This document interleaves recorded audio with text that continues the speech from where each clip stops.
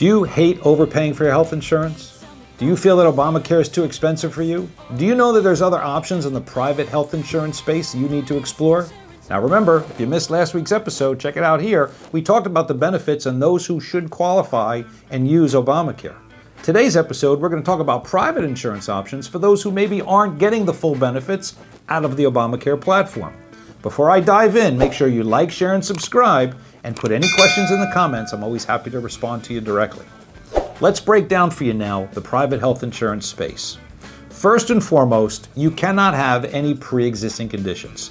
Think of private insurance as kind of like an exclusive country club for people who are healthy.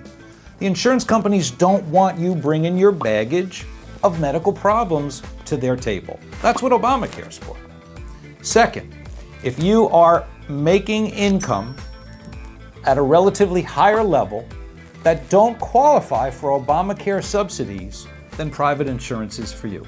We find that we're able to save clients between 30 and 50% in most situations. This is definitely something we always want to explore when we hear no pre-existing conditions and I make too much money, I don't get a subsidy. I prefer, as we encourage our clients who are healthy, pay as you go. Why prepay $10,000, $20,000, $30,000 a year in insurance premiums for services you never get? I'd rather pay a little bit less, have a lower premium, and pay as I go and absorb costs as I need to see my doctors.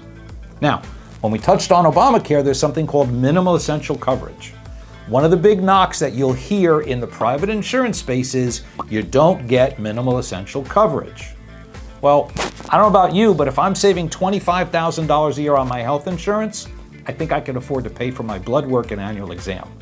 I don't want to prepay $25,000 a year just to get blood work for free. Okay? Now, you still need to understand the basic terminologies in any health insurance, and that's deductible, co-insurance, and maximum out of pocket. Private insurance even has copay options depending on what your choice is and what your budget is. You can explore that when you delve into those.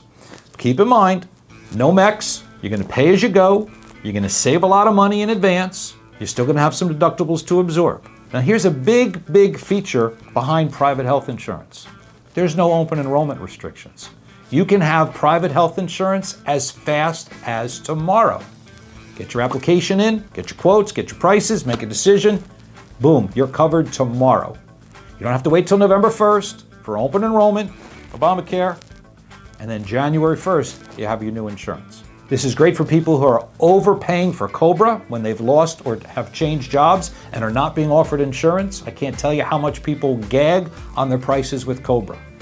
If you don't have a pre-existing condition, you should be having a conversation of what private insurance can do for you.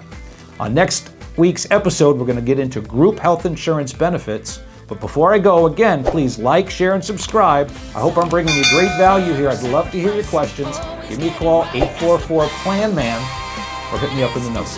We'll see you next time.